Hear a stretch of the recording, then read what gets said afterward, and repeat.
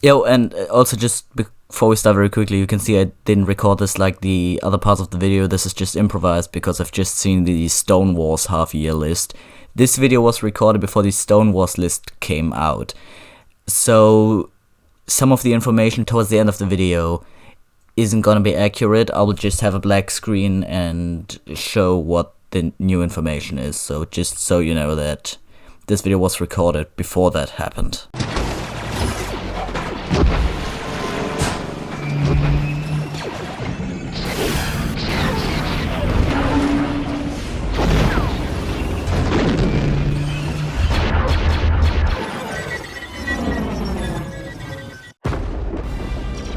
What's up everyone, my name is Max and welcome to today's video. Today we'll be reviewing the 2013 ATT. I thought this would be a good idea since this year marks the 20th anniversary of Attack of the Clones, as well as there being rumors of a new ATT releasing this year. Basically the first real Republic one in almost 10 years. But before we start this review, I just want to ask you to excuse my poor English. I'm no native speaker and only learned in school, so please just keep that in mind. But now let's jump into this review with this set's basic information. It released in 2013 and had a retail price of $90, £80 or €100 depending on where you live. It includes 794 pieces, which puts it at about 10 to 11 cents a piece, but since I think it's a stupid way to judge sets, I will just go ahead and ignore that. And of course, it's based off Attack of the Clones, unlike the last ATT from 2015, which was based off Rebels. But now, let's go into further details, starting with the minifigures of the set.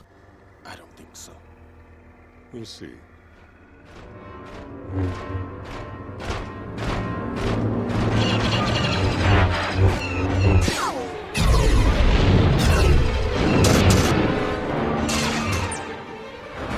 So our first minifigure for today is Mace Windu. This is one of the only 4 Mace Windu minifigures that released over the last 10 years, and admittedly probably, together with the 2012 version, the worst one. The torso is the same one they already used in the 2009 Clone Wars set, which makes it not look bad, but in comparison to the newer ones, for example from the UCS gunship, just look very outdated. I mean, it doesn't even have printing on the back. But what really makes this figure stand out, but also ruins it, are the legs. I see what they were going for here in the movie. Mace Windu wears white pants, but he's also got boots on which cover basically everything up to his knees. Especially here, I think the newer versions did a way better job. Also, something really off about the brown robe being printed on the white legs is that the brown of the torso and hip just doesn't match with the one on the legs. This is a problem they always had, and as mentioned before, they fixed it now with the newer versions by printing the white on the brown legs. The face isn't really anything special. As previously mentioned, the newer ones look better, but I still think this one holds up pretty good.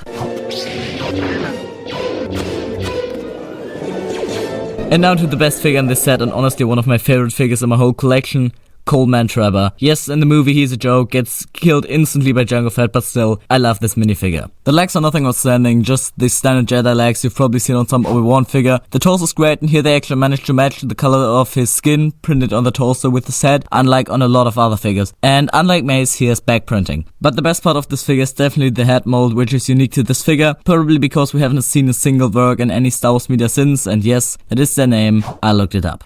Master Yoda, all forward positions are advancing. And now we have our, by now much less desirable, Clone Commander. I like this figure, but I'ma just be honest here, it doesn't hold up to the new one. It doesn't have any leg printings, the torso looks okay, so does the helmet, which uses the silver visor that they just scratched for the newer ones, and under here we have the iconic angry clone face. Overall, for the time it was a good figure, but by now it just doesn't hold up anymore.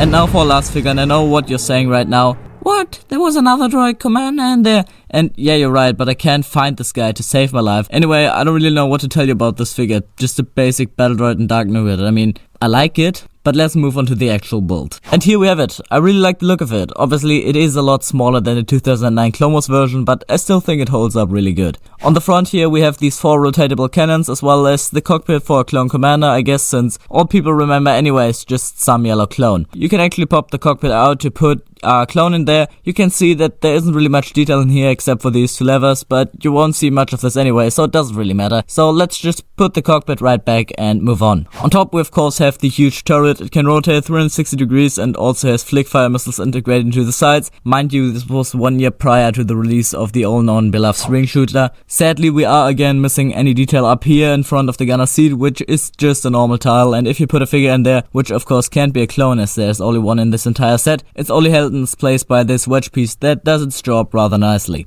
Then we can just lift up the slab with the turret on top, and you know what, let's just take it off completely. As you can see, it's only attached by these two hinge pieces, and sometimes it can be a little annoying lifting it up since it often collides with this arch piece here, but what can you do? On the underside of this lid, you have this piece holding another 4 flickfire missiles, just as reserve ammunition, I guess. Honestly, pretty cool that we were getting compartments back in the day to actually put all the reserve ammo, while now it's just like, throw it in and see what happens. And at the bottom of this part, we have this hole, and god, it's been 7 years since I got this set, and I still have no fucking idea what its purpose is. Like, are you supposed to drop figures through there, cause that won't work, it's way too tight. And then I thought maybe you can drop this extra ammo thing through there, but that won't work, either because of these bars either side of it. So please, someone in the comments let me know what this is supposed to do, I really don't know. Now moving to the back, we have another 2 rotatable guns, as well as some sticker detail on the top here. When you lift the whole thing up, you can see, unlike at the front here, it's actually 2 of these flaps just to create that nice downward look at the back. On the inside you have space for some troops, if this set will actually come with more than 1 clone, as well as 2 gun holders and some sticker detail on these slope pieces, which I applied terribly, by the way. I know it's a very minor complaint, but I really don't know why they use stickering right here and not on the big turret on the top. Just seems kinda odd to me. Under here we have a ladder for some minifigs to climb. As a collector, I just appreciate some attention to detail, although I have no idea whether it's accurate or not, since none of the pictures either confirmed nor denied there being a ladder, but still, especially for kids, it's pretty nice.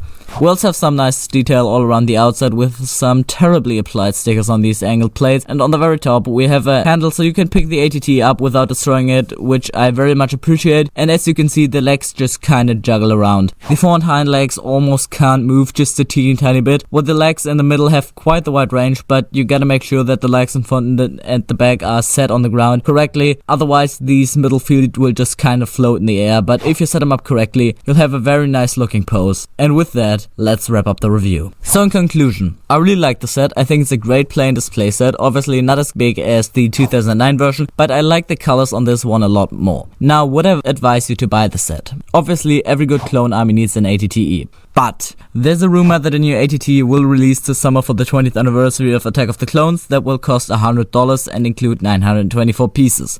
No, it will not. According to the Stonewars list, it will have 1,082 pieces and will cost $140. Editor Max signing off. This isn't confirmed, but the rumor originated from bricks, who are right about 99% of the time. If this is true, then I would say don't buy this ATTE right here. The newer one will have about 150 more pieces and will cost you around $200 less than if you're trying to get this ATT on the aftermarket. I don't know which figures the new one will include, but since the only really desirable figure from this set that hasn't been remade since is Coleman Trevor, I'd say just get him on Bricklink. After all the set, I would give this set an 8 out of 10 with no buying recommendation. So, that's it for the first video on my channel. I hope you enjoyed it. I put a lot of time into this, so I would kindly ask you to like and subscribe, but hey, honestly, just do what you want and have a great day. I, by the way, also have like 2 other channels on which I already posted. They're probably linked somewhere. I also have an Instagram and a TikTok on the same name as this one. Make sure to check them out, and if not, honestly, just do what you want. And see ya.